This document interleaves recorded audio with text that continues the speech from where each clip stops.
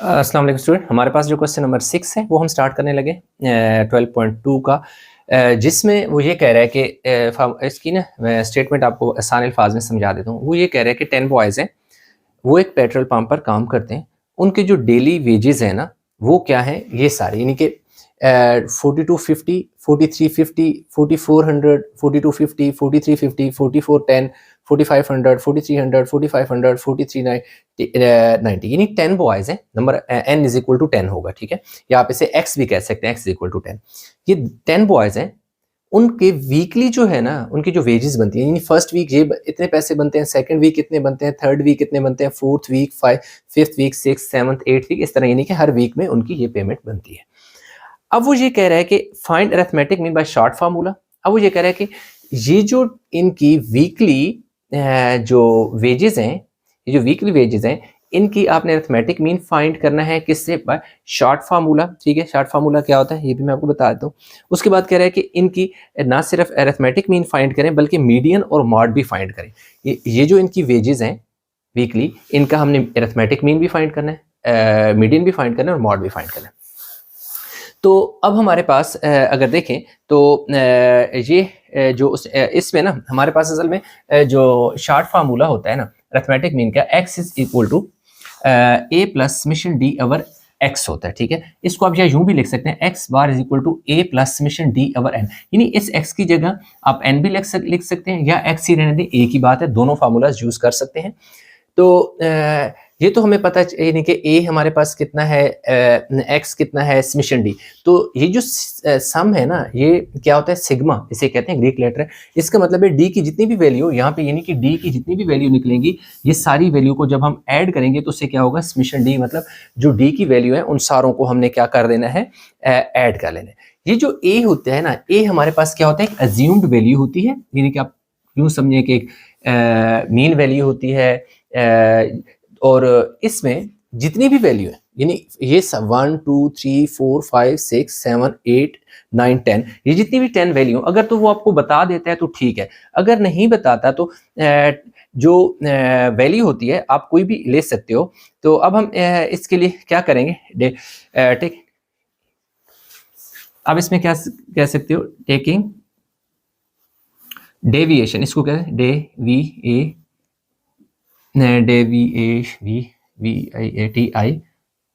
Deviation, जो कि हमारे पास ए इज इक्वल टू 4350, यानी इसमें देखें कि मैंने वैल्यू ले ली 4350 ले ली। ठीक है, ये हमारे पास क्या आ जाएगा? फ्रॉम ए भी कह सकते हैं, from a is equal to जितना, या taking a is equal to 4350, इस तरह भी ले सकते हो। इससे कोई ये वैल्यू ये स्टेटमेंट लिखें या ना लिखें, by taking a is equal to 4350 भी आप कह सकते हैं। तो अब यहाँ पर हमने डी के क्या, अभी देखिए D is equal to X minus A, कि जो x की वैल्यू है ना उसमें से a माइनस करना है। तो ये सारी वैल्यू x की है, इसलिए इन सारी वैल्यू जो है मैं यहाँ पे दोबारा लिख लूंगा, 42 50 43 50 4400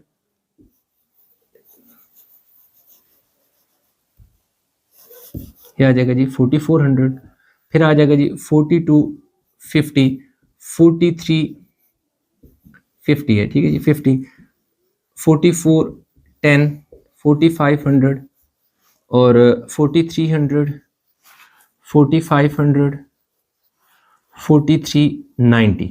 अब ये देख सकते हैं ये क्या है? x लिखा हुआ था, इसलिए ये सारी वैल्यू जो x की थी इस x की जगह मैंने लिख दी। इस x के बाद क्या साइन है? माइनस का, तो मैंने माइनस का साइन डाल दिया। ठीक है, आगे क्या है? a की वैल्यू कौन सी मैंने ली हुई है? 4350। तो इन सारों के आगे आपने क्या लिखना है? 4350 माइनस 43, क्योंकि a है ना, a तो सारों में 4350 ही है। ठीक है, 43 आपने ऐसे ही इनको ना बीच में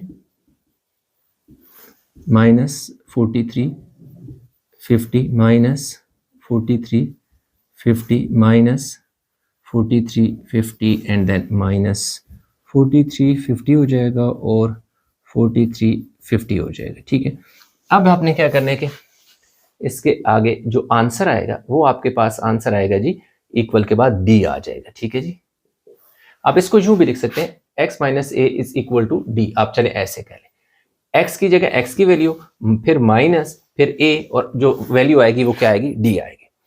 अब देखें हमारे पास 4250 है, ये 4350 है, तो 100 का डिफरेंस है तो 100 लिखेंगे। 43 बड़ा है ना, 4350 इज ग्रेटर देन 4250, तो साथ साइन माइनस का आएगा।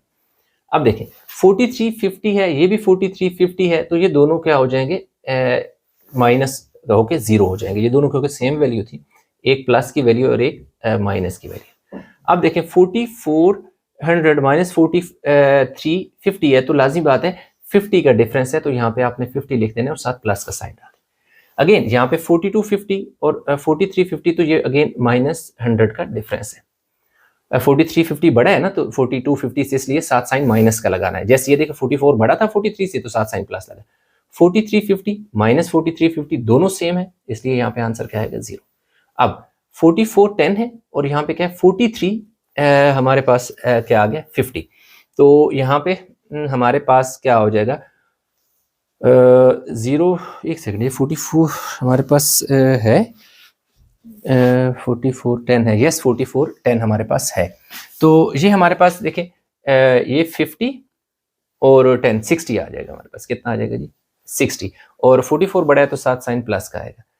अब यहाँ पे हमारे पास 44 45 और 43 है, तो 150 है, और ये प्लस का है क्योंकि 150 इसमें ऐड करो तो 44 हो जाएगा, 100 ऐड करोगे तो 45 हो जाएगा। 4350 अगेन हमारे पास ये क्या आ जाएगा जी, 0 है। 43 ये हमारे पास क्या आ जाएगा जी, 0। यहाँ पे हमारे पास माइनस 150 आ जाएगा, क्यों 4500 से 4350 निकालने, जैसे 45 से 4350 निकाले थे तो प्लस 150 आया था, तो यहाँ पे हमारे पास क्या है, माइनस 150 आ जाएगा। 39 में से 4350 निकालने, इसमें हम देखते हैं कि कैलकुलेटर से देख लेते हैं, थोड़ा दिमाग लगाने की। ये हमारे पास आ जाएगा जी 40,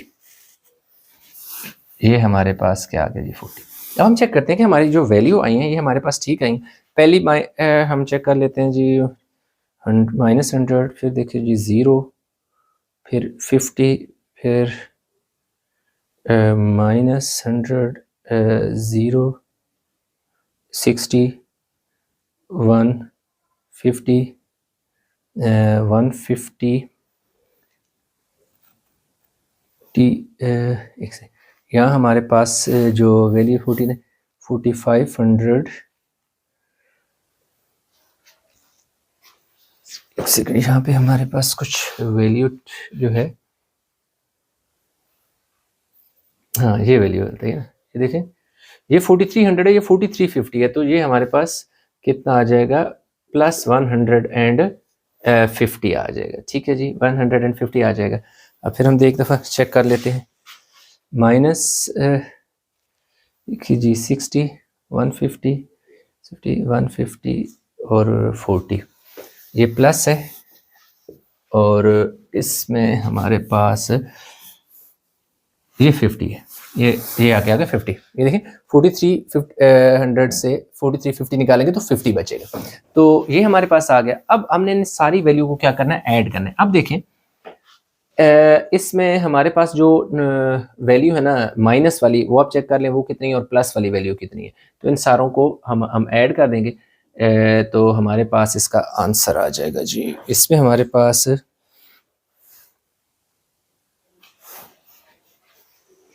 अभी देखें, ये हमारे पास जो प्लस वाली वैल्यू है ना उनको एक साथ लिख लेते हैं। देखें 50 देखिए जी, मैं रफ साइड पे कर लेता हूँ। देखो जी, ये हमारे पास 50 है, ये वैल्यू हो गई। फिर हमारे पास देखो जी ये 50 है, ये पहले ये साथ लिख लेता हूँ, ये दोनों मिलकर देखो 100 में चेंज हो जाएंगे। फिर देखो जी, फिर देखिए ये 60 लिख लेता हूँ और ये 40 लिख लेता हूँ। ठीक है जी, प्लस 60 और प्लस 40, ये भी दो मिलकर 100 बना देंगे। फिर हमारे पास क्या बचेगा जी, 150 आ जाएगा, 150। तो इन सारों को हम ऐड करें तो 1 2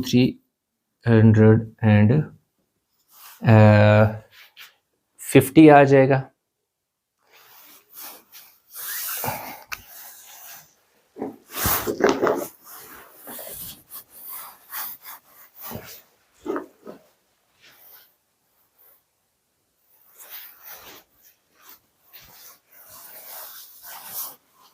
ये वैल्यू सारी हमने क्या किया, x में से a माइनस करके d निकाली, ये सारी वैल्यू d की हैं। तो अब हम देखते हैं कि हमारे पास माइनस की कितने वैल्यू हैं और प्लस की कितनी। देखिए माइनस की हमारे पास 3 वैल्यू है, एक माइनस की वैल्यू 100 है, ये भी 100 है और ये 50 है। तो माइनस की एक साथ वैल्यू लिख लेंगे और प्लस वैल्यू एक साथ लिख लेंगे। देखिए हम क्या करते हैं कि जी -100 और -50, तो हम ये हमारे पास आ जाएगी -250। इस साइड पे सारी पॉजिटिव वैल्यू लिख लेते हैं। पॉजिटिव में हमारे पास देखो 100 क्या है 50 है, और उसके साथ 50 के बाद देखें जी 60 है, और फिर 150 है, फिर हमारे पास क्या है जी, पहले बड़ी वैल्यू चलो लिख लेते हैं। 150 ये वाला टिक कर लेते हैं, एक ये वाला 150 ले लेते हैं, पहले बड़ी वैल्यू को ना एक साथ लिख लेते हैं। फिर देखिए हमारे पास ये 60 और ये 42 लिख लेते हैं। ये हमारे पास 60 और 40 हो गया, फिर हमारे पास और एक 50 लास्ट वाला बच गया +50। तो ये आसान है, ये देखें ये 300 बनेगा, ये 100 400 और 450 हो जाएगा। तो फिर इन दोनों को ये क्या हो जाएगा -250 और +450 -250, तो हमारे पास +200 आ जाएगा। ठीक है जी 200, तो ये हमारे पास क्या आ गया जी +200। अब सिंपल हमने फार्मूले में वैल्यू पुट कर देनी है, तो हमारे पास आ गया जी ए की वैल्यू हमारे पास कितनी है, हमने ली हुई है 4350 ए प्लस, अब देखिए समेशन डी हमारे पास कितना निकला है जी 200, और नीचे x या n वो हमारे पास कितना है जी 10 है, 10 लिखते हैं, ये वाला 0 इस 0 से कट जाएगा, 4350 + 20, तो ये हमारे पास 43 और 70 आ जाएगा। ये आ जाएगा हमारे पास अरिथमेटिक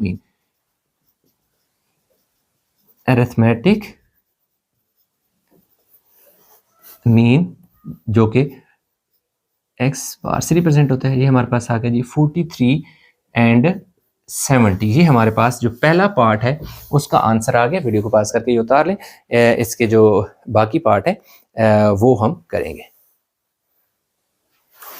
अच्छा, इसी के जो 6 का दूसरा पार्ट है उसमें उसने क्या कहा था, यानी कि पहला तो अरिथमेटिक मीन फाइंड करने का कहा था ना, अब हमने मीडियन फाइंड करना है, देन मॉड फाइंड करेंगे। अब देखिए सबसे पहले हमने क्या करना है कि ये एक अनग्रुप डेटा है। अच्छा, अनग्रुप डेटा कौन सा होता है, कि ऐसा डेटा जिसमें फ्रीक्वेंसी नहीं दी होती। एक या यूँ समझिए कि एक टेबल होता है, आमतौर पर टेबल में ज़्यादातर डेटा गिवन होता है।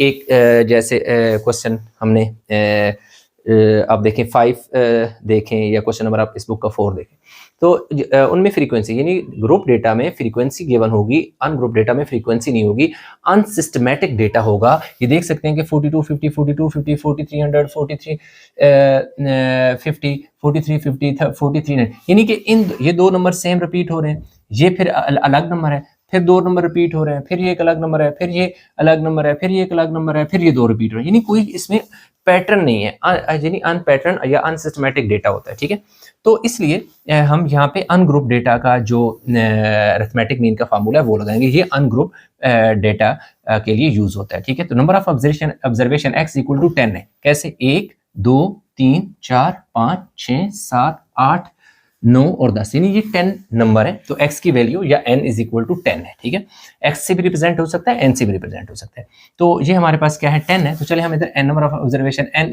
= हम लिख लेते हैं 10।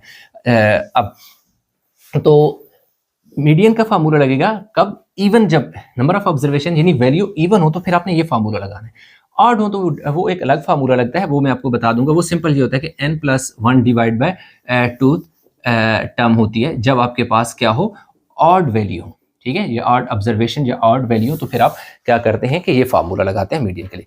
लेकिन यहाँ पे क्योंकि हम इवन लगाएंगे वैल्यू, तो इवन का फार्मूला लगेगा। तो अब देखें जी हमारे पास जो मीडियन है 1/2 आपने ऐसे लिख देना है। n क्या है जी 10 / 2। अब ये जो मैंने टर्म लिखा है ना, इधर ऑब्जर्वेशन भी लिखा जा सकता है। ठीक है, कोई फर्क नहीं पड़ता।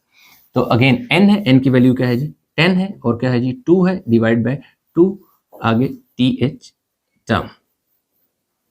अब 2 5 टाइम, तो ये आ जाएगा जी 1/2, क्या आ जाएगा 5th टर्म, प्लस देखिए 11 10 प्लस 2 12, 12 डिवाइड बाई 2 करोगे तो क्या आ जाएगा जी, 6th टर्म। अब 1/2, 5th टर्म कौन सी, ये फर्स्ट सेकंड थर्ड फिफ्थ, ये आपके पास कौन सी है जी, 5th है, और ये आपके पास क्या है जी, 6th है।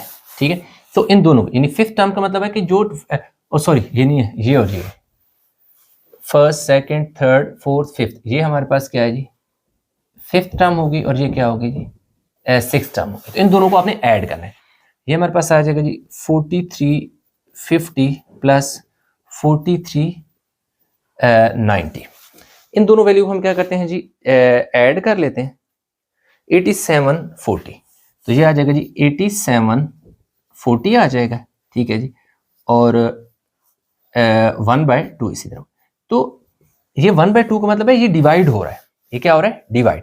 तो यूं हमारे पास जो मीन आ जाएगा जी, mean that is x bar is equal to, इन दोनों को डिवाइड करें, 4370 4370 आ गया। तो आप ये लिख सकते हैं is made 4370 is the median of data. ठीक है, ये हमारे पास सॉरी मीन नहीं मीडियन है यार, देखिए क्या हो गया, DIAN मीडियन, यूं हमारे पास मीडियन पे आ गया। लास्ट में हमने क्या करना है, मॉड करना है। क्या करना है, मॉड क्या होता है, ये क्या होती है, मोस्ट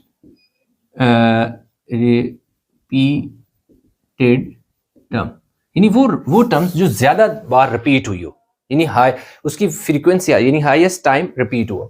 अब देखिए ये 4250 कितने टाइम है, ये देखें 2 टाइम है, 4300 4350 अब देखें ये 4350 भी क्या है, 2 टाइम है, ये भी रिपीट हुई है। उसके अलावा 4500 रिपीट हुआ। ये जो नंबर है 4250 4350 4350 4350 4400 44, ये सब जो है ना सेम बार रिपीट हुए। अगर इनमें से कोई एक नंबर एक बार और रिपीट हो जाए, यानी 4250 अगर 3 टाइम होता तो फिर हमारा मॉड जो है ना सिर्फ ये होता, ये 2 ना होते। लेकिन इसमें हमारे पास जो मॉड आएगा वो क्या आ जाएगा, 4250 आएगा, फिर 4350 आएगा और 4500। ये तीनों वैल्यू जो है ये हमारे पास क्या आ जाएंगी, मॉड आ जाएगा। क्योंकि जो मॉड होता है वो सबसे ज्यादा बार रिपीट होने वाली वैल्यू होती है। They are these numbers repeated more than any other number. ठीक है, इसलिए ये हमारे पास मॉड आ गया। इसको आपने क्या कर लेना, हाईलाइट कर देना, खत्म। तो ये हमारे पास क्वेश्चन जो था जी 6 वो हो गया कंप्लीट। अच्छा, तो क्वेश्चन नंबर जो 7 है स्टूडेंट, उसमें वो ये कह रहा है the arithmetic mean of 45 number is 80, find their sum. अब ये हमें ये कह रहा है कि जो अरिथमेटिक मीन है ना, देखो अरिथमेटिक मीन जो होता है वो किससे रिप्रेजेंट होता है, यानी कि x बार, या इसका हल्का सा ऐसी एक कर्ली सी लाइन होती है। अरिथमेटिक मीन है कितने का, यानी कि 45 नंबर्स है, यानी कि n जो है वो हमारे पास कितना है, 45 है। कह रहे कि ये जो अरिथमेटिक मीन है ये कितना है, 8 इज 80। इसका मतलब है कि जो x बार की वैल्यू है वो क्या है, 80 है। देयर सम, मतलब जो समिशन x की बात करते हैं ना, कह रहे हैं वो फाइंड करो। ठीक है, समिशन x क्या करो, फाइंड। तो गिवन क्या है जी, हम आपने लिख देना है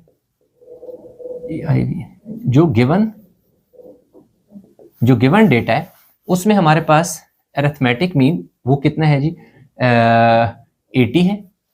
जबकि n जो है वो हमारे पास कितना है जी, 45 है। और हमने जो फाइंड करना है, फाइंड हमने करना है summation x is equal to, हमने फाइंड करना है, फार्मूला लगा देंगे अरिथमेटिक मीन का, वो होता है जी समिशन x ओवर n। अब वैल्यू पुट कर दो, समिशन इसकी वैल्यू कितनी है, 80, ये देखिए मैंने 80 लिख दिया। आगे समिशन x आपने ऐसे ही लिख देना है, n आपके पास कितना है जी, 45।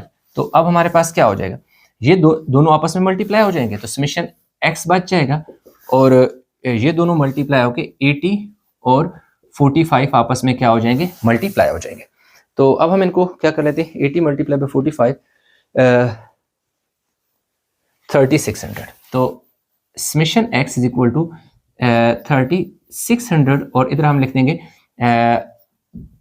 sum of the numbers, that is summation x is equal to 3600। बस इतना सा, ये क्वेश्चन नंबर 7 था, कंप्लीट हो गया। अच्छा, तो क्वेश्चन जो 8 है, क्वेश्चन 8 में कह रहे हैं 5 numbers are 1 4 0 7 9, find their means, यानी हमने मीन फाइंड करना है, मीडियन फाइंड करना है और मॉड फाइंड करना है। ठीक है, तो सबसे पहले आपने डेटा को ना असेंडिंग आर्डर में लिख देना। असेंडिंग आर्डर होता है छोटे नंबर से बड़े नंबर करते, फ्रॉम स्मॉलर टू ग्रेटर, तो इसलिए हमने 0 1 4 7 9 एक असेंडिंग आर्डर में लिख दिया, यानी स्मॉलर टू ग्रेटर। अब सबसे पहले क्या है कि अरिथमेटिक मीन फाइंड करना है, तो मीन का आप फार्मूला लिख दो पहले। मीन क्या होता है जी, is equal to summation X over N. तो ये हमारे पास आ जाएगा जी समेशन एक्स। समेशन एक्स का मतलब है इन सारे नंबर को आपने जमा करना है, 0 + 1 + 4 + 7 + 9 डिवाइडेड बाय एन। एन कितना है जी, एन हमारे पास है, एन इज इक्वल टू 1 2 3 4 5, यानी एन हमारे पास क्या है 5। 0 एक टर्म कंसीडर होगी, यानी 0 ऐसे नहीं करना कि 1 2 3 4 है, 0 तो कुछ है ही नहीं, 0 1 कंसीडर होगा, इसलिए एक टर्म बनेगा 1 2 3 4 5। तो ये आपने n है तो n की जगह क्या लिख देना जी 5। अब इन सारों को अगर जमा करें, 9 में 1 ऐड करें 10, 10 और 7 17, और 17 + 4 21, देखिए 21 डिवाइडेड बाय 5। तो अभी देखें जी 21 को अगर मैं 5 पे डिवाइड कर दूँ तो 5 4 ज़ा 20 आ जाएगा, पीछे 1 बचेगा, ऊपर पॉइंट नीचे 0, तो 5 2 ज़ा क्या आ जाएगा जी 10। तो यूँ हमारे पास जो मीन है, ये हमारे पास मीन जो है वो हमारे पास आ गया जी 4.2। तो ये पहला पार्ट जो है ये हमारा हो गया जी कंप्लीट। अब हमने क्या करना है जी, दूसरा मीडियन फाइंड करना है। तो अब देखिए जी मीडियन के लिए, मीडियन है ना, तो मीडियन के लिए सबसे पहले हमने क्या देखना है, नंबर ऑफ ऑब्जर्वेशन देखनी है। देखें जो नंबर ऑफ ऑब्जर्वेशन है वो हमारे पास क्या है 5 है। ठीक है, तो जो गिवन डेटा है वो हमारे पास क्या है ऑड है, यानी कि जो number of observation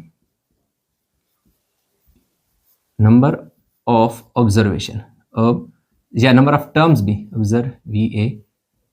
number of observation is equal to n is equal to 5 है, 1 2 3 4 5। तो इसका मतलब है कि n ये क्या है, ऑड वैल्यू है। क्या है जी, ऑड वैल्यू। जब भी ऑड वैल्यू हो, ऑड ऑब्जर्वेशन हो, तो हमारे पास जो मीडियन का फार्मूला लगता है, फिर क्या लगता है, तो मीडियन का फार्मूला हमारे पास कुछ ऐसे बनेगा, n + 1/2 टर्म। ये कब होता है, for odd number of observation, जब नंबर ऑफ ऑब्जर्वेशन क्या हो, ऑड हो। तो इसलिए हमारे पास ऑड का मतलब होता है 1 हो 3 हो 5 हो 7 हो 9 हो 11, ऐसे उनको ऑड कहते हैं। ठीक है, तो इसमें हमारे पास क्या आ जाएगा, n हमारे पास क्या है जी 5 है, प्लस क्या है जी 1 है, डिवाइड बाय 2, आगे टर्म आ जाएगा जी। अब 5 + 1 क्या हो जाएगा 6 डिवाइड बाय 2 टर्म, तो 2 3 टाइम आ जाएगा। तो अब t की जगह r लगा, थर्ड टर्म आ जाएगा या थर्ड ऑब्जर्वेशन। तो अब देखिए फर्स्ट सेकंड थर्ड, तो हमारे पास जो मीडियन है, मीडियन इज इक्वल टू क्या आ जाएगा 4। अब 4 का मतलब है कि ये यानी थर्ड टर्म का मतलब है कि वो नंबर जो तीसरी पोजीशन पे हो, यानी थर्ड ऑब्जर्वेशन। ठीक है, इसमें आप यूं भी लिख सकते हो, थर्ड OBSERVATION, थर्ड ऑब्जर्वेशन। ये देख सकते हैं, ये फर्स्ट ऑब्जर्वेशन है, ये सेकंड है, ये थर्ड है, यूं भी समझ सकते हैं, first term second term third term. जो थर्ड टर्म है इसलिए, यानी वो नंबर जो तीसरी पोजीशन पे है वो आपका मीन आएगा। ठीक है, तो ये हमारे पास क्या हो गया, मीन भी आ गया। अब हमने आगे क्या फाइंड करना है, मॉड फाइंड। अच्छा, इसमें देखें मॉड क्या होता है, mode is equal to most repeated term होता है। ठीक है, अच्छा in given data, no observation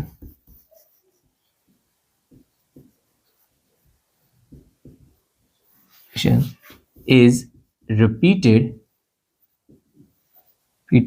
so mod is equal to 0। तो मॉड हमारा क्या हो जाएगा भाई, 0 हो जाएगा। क्यों कि हमारे पास जो नहीं है, या नो मॉड भी आप इसे कह सकते हैं, बल्कि 0 के बजाय ना, सॉरी 0 नहीं,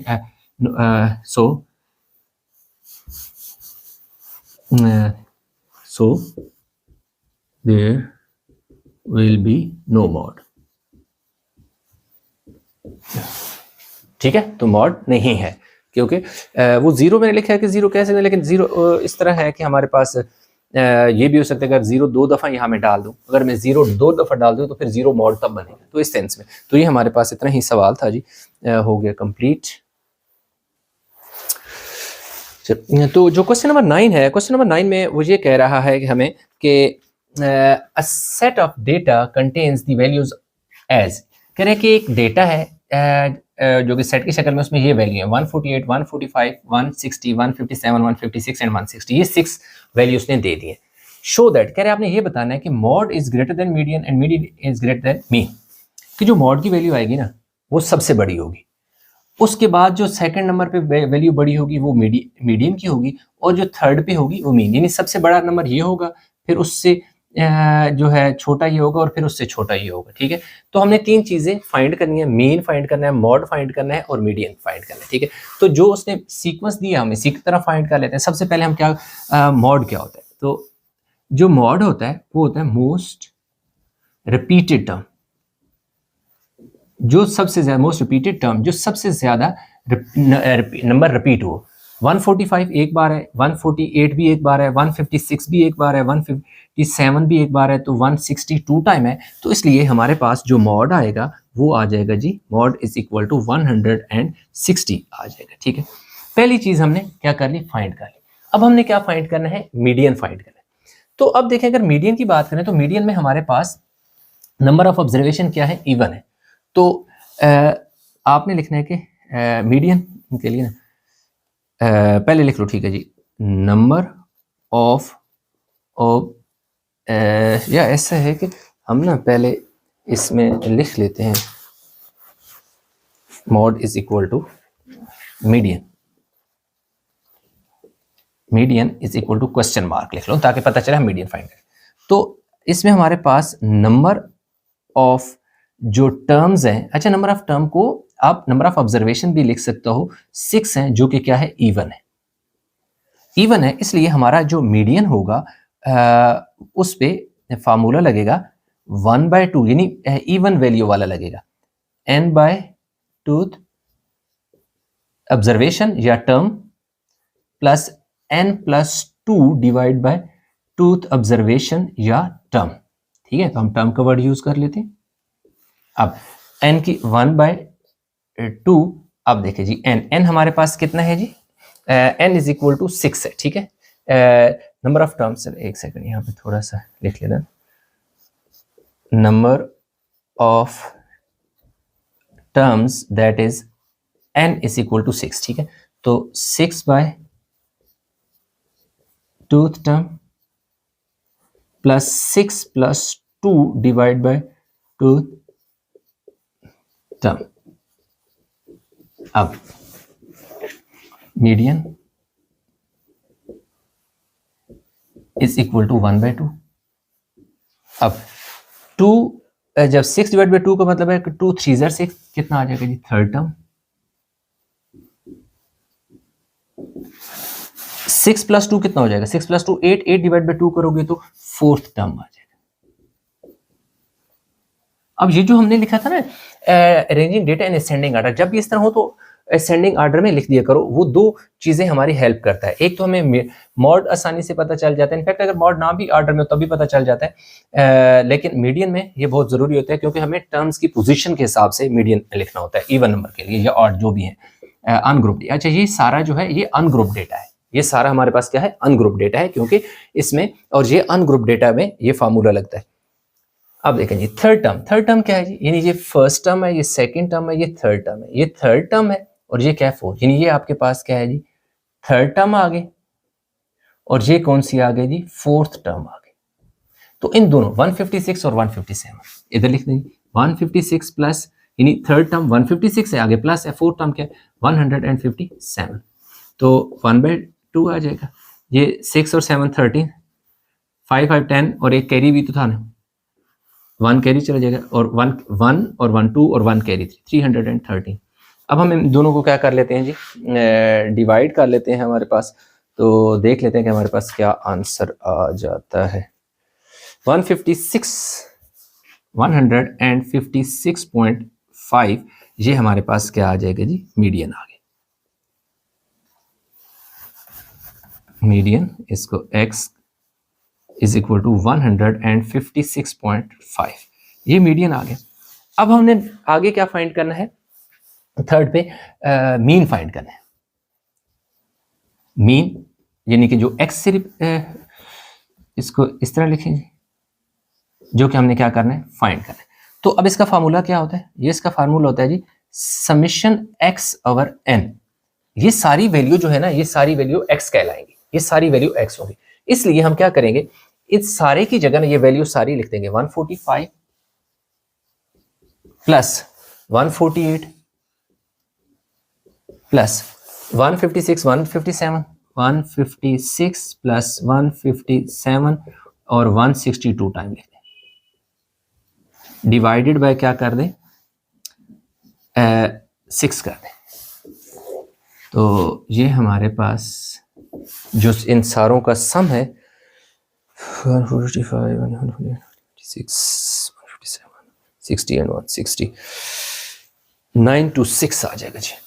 926 डिवाइड बाय क्या आ जाएगा जी 6, तो 926 डिवाइड बाय 154.3 154.3 ये हमारे पास क्या आ गया जी, मीन जो है वो आ गया। ये फाइनल हमारे पास जो इसके साथ हमने क्या करना है, लास्ट में आप बेशक लिख लें जी final results, FINA final result या फाइंडिंग रिजल्ट्स क्या होगा।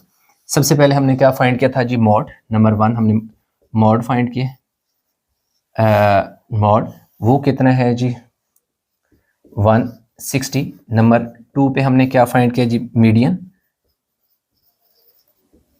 मीडियन हमने फाइंड किया वो 156.5 और थर्ड पोजीशन पे हमने फाइंड किया जी मीन, वो हमारे पास कितना आ जाएगा 154.3। ये हमारा फाइनल रिजल्ट आ गया।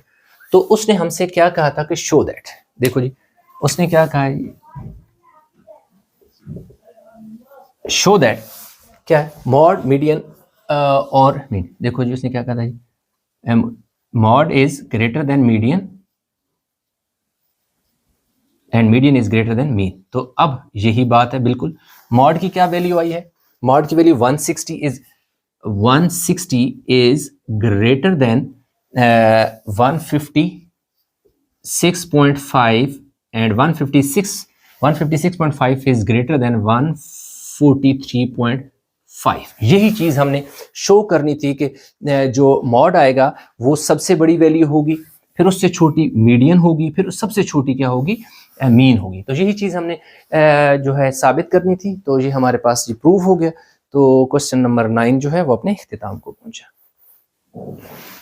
अच्छा, तो स्टूडेंट हमारे पास अगर हम बात करें क्वेश्चन नंबर 10 की, तो कह रहे हैं the monthly attendance of 10 students for their lunch in the hotel is recorded as. अब कह रहे हैं कि 10 स्टूडेंट है, इन गिवन डेटा कह रहा है कि नंबर ऑफ स्टूडेंट्स जो है ना वो 10 है। जो उनकी मंथली अटेंडेंस है कहाँ पर, जो लंच यानी कि वो लंच करते हैं हॉस्टल में, वो ये है 11। यानी एक स्टूडेंट है जो 11 डेज उसने लंच किया है, एक ने 12 डेज किया, एक ने 13 डेज, एक ने 14 डेज। 2 स्टूडेंट ऐसे हैं जो जिन्होंने जो लंच है ना वो 15 डेज की है, ठीक है, हॉस्टल में। एक ने 17 डेज, 18 डेज और 21 डेज। ये यानी कि उनके क्या है, मंथली अटेंडेंस है जो उन्होंने लंच किया है हॉस्टल में। तो अब उसने क्या कहा है कि इनका मीडियन फाइंड करें और मॉड फाइंड करें। यानी आगे भी नेक्स्ट भी इसका एक पार्ट है, लेकिन बाद में हम करते हैं। पहले इसको इस तरह देख लें, फिर अगला जो स्टेप है वो हम करते हैं। अब इसमें सबसे पहले सोल्यूशन हमने पार्ट 1 का करना है। नंबर ऑफ टर्म्स भी आप लिख सकते हैं या नंबर ऑफ ऑब्जर्वेशन भी लिख सकते हैं, ठीक है, नंबर ऑफ ऑब्जर्वेशंस भी लिख सकते हैं। दैट इज n, वो क्या है 10 है, 10 है ना, 1 2 3 4 5 6 7 8 9, 1 2 3 4 5 6 7 8 9 एंड 10, एक नंबर मिसिंग है। 11 आ गया जी, 12 भी आ गया, 13 भी आ गया, 14 भी आ गया, 15 कितनी दफ़ा है जी, 1 2 3 4 5 6 7 8 9 10, अच्छा ये 13 भी आ गया, 14 भी आ गया, 15 टूटा है। अच्छा इसमें ना एक 16 हमारे पास मिसिंग है, ठीक है, तो इसमें हमने क्या करना है कि 15 15 एंड 16, ठीक है, शुक्र है, चलो हमने लिख लिया। तो इसको मैंने ना एक असेंडिंग आर्डर में लिख दिया, जो उसने आर्डर दिया था मैंने उसको फॉलो नहीं किया, मैंने छोटे नंबर से बड़े नंबर की तरफ लिख दिया, जो कि एक असेंडिंग आर्डर होता है। अब क्योंकि नंबर ऑफ ऑब्जर्वेशन क्या है जी 10 है, तो ये क्योंकि एक अनग्रुप डेटा है, ग्रुप डेटा वो होता है जिसमें फ्रीक्वेंसी गिवन होती है, एक टेबल में होता है प्रॉपर, उसमें फ्रीक्वेंसी गिवन होती है, जबकि ये एक अनऑर्गेनाइज्ड डेटा होता है जिसमें कोई प्रॉपर पैटर्न नहीं होता, अनसिस्टमेटिक डेटा होता है। तो इसके लिए जो मीडियन का फार्मूला लगता है for even values for even number of observation 1/2 n/2 term plus n+2 divide by 2 term. तो अब हमने सिंपल इसमें वैल्यू पुट कर देनी है 1/2, अब n क्या है 10 है, डिवाइड बाई 2 आ जाएगा, टर्म आ जाएगा, प्लस 10 + 2 डिवाइड बाई 2 टर्म आ जाएगा।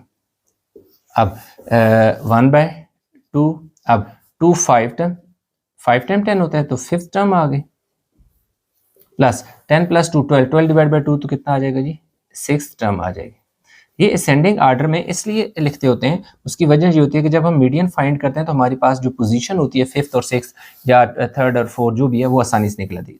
5वां और 6ठा नंबर लिखना है, ये 1st 2nd 3rd 4th 5th and 6th, यानी ये हमारे पास क्या है जी 5th पे है और ये वाला हमारे पास क्या है जी 6th पे है, ठीक है। 15 + 15 तो हमारे पास कितना आ जाएगा जी 15 + 15 आ जाएगा।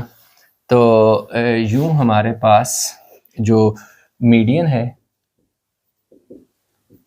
वो हमारे पास आ गया जी 1/2 और इधर कितना आ जाएगा जी 30 to 15 टाइम, तो हमारे पास जो मीडियन है वो हमारे पास आ जाएगा जी 15।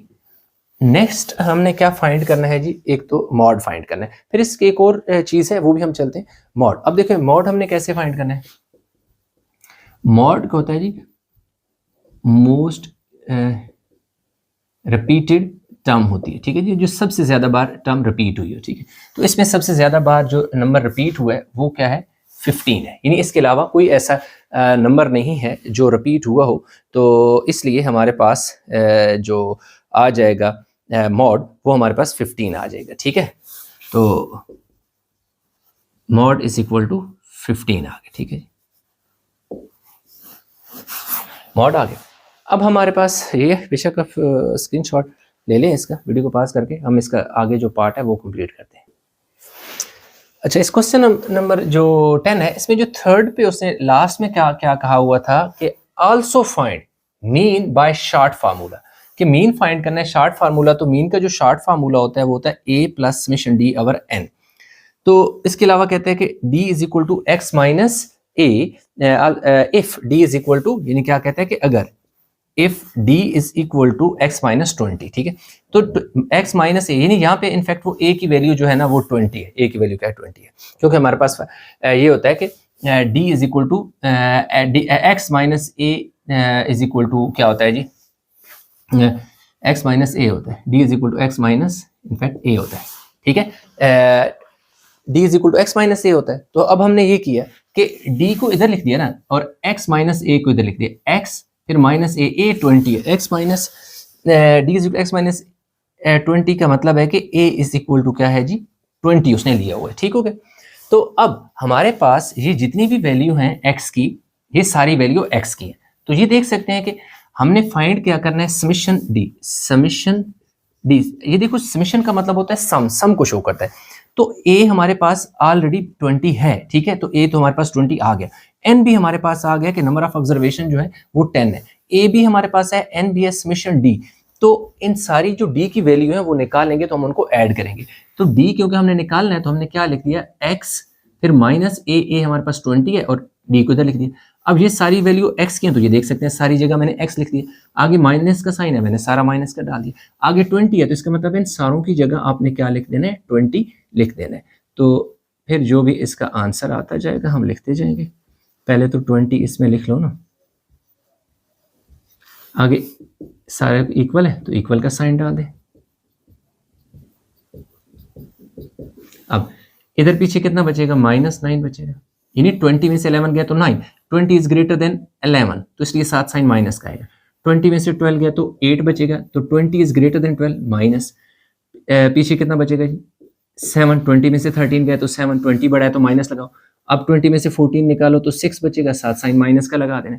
अब 20 में से 15 निकालो तो 5 बचेगा माइनस का, तो इधर भी 20 में से 15 निकले तो -5 बचेगा, यहाँ -4 बचेगा, यहाँ -3 बचेगा, यहाँ -2 बचेगा और यहाँ 1 बचेगा, ठीक है। और यहाँ 1 क्या आएगा प्लस का, उसकी वजह यह है कि 21 इज ग्रेटर देन 20। अब देखें तो ये सारे नंबर जो है ना 9, 8, 7, 6, 5, 5, 4, 3, 2 और ये यहाँ तक, ये सारे नंबर क्या है माइनस के। तो इन सारे नंबर माइनस वालों को एक साथ जोड़ लेते हैं और जोड़ने के बाद देखते हैं कि हमारे पास जो समीशन डी है वो क्या बनता है।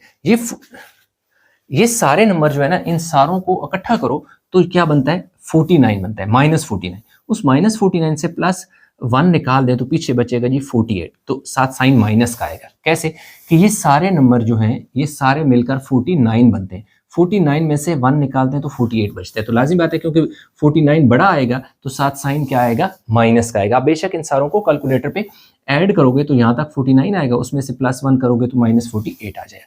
अब वैल्यू सिंपल सी बात है, हमने क्या कर देनी है फार्मूले में पुट कर देनी है। जो मीन है वो हमारे पास ए हमारे पास कितना है जी 20 है, समीशन डी हमारे पास -48 आया और नीचे हमारे पास क्या आएगा जी 10, तो ये हो जाएगा जी 20 प्लस माइनस माइनस इन दोनों को डिवाइड करेंगे तो 4.8 आ जाएगा। तो यूँ हमारे पास पीछे बचेगा जी 15.60, ये हमारे पास इसका क्या आ जाना चाहिए मीन आ गया। तो उसने जो फाइनल हमसे कहा था कि also find mean by short formula, तो हमने शॉर्ट फार्मूला से क्या किया, अच्छा नहीं 60 नहीं आएगा, कैलकुलेशन 20 आएगा। कैसे मैं आपको बता देता हूँ। अभी देखें 20 में से आपने माइनस कराना है 4.8, तो ये पॉइंट वाली वैल्यू, इसका मतलब इसका पॉइंट कहाँ है, इसका पॉइंट नहीं है तो एंड पे। फिर नीचे क्या लिखें जी 4.8, तो अब ये देखें ये आपके पास प्लस है और ये माइनस है तो लाजिम बात है सब्ट्रैक्शन होगी, यहाँ से कैरी लें 1, यहाँ 9, यहाँ 10, 10 में से 8 गए 2, 9 में से 4 गए 5, 1 ऐसे। तो ये देखें +15.5 यानी 0 आप लगा सकते हैं। क्या है कि लास्ट में 0.2 का मतलब यानी 0.2 इज इक्वल टू 0.20, एक ही बात है, ठीक है। 0.2 का मतलब होता है 0.20। तो इसी के साथ जो है हमारा क्वेश्चन 10 भी हो गया कंप्लीट। आई होप क्वेश्चन समझ आया होगा।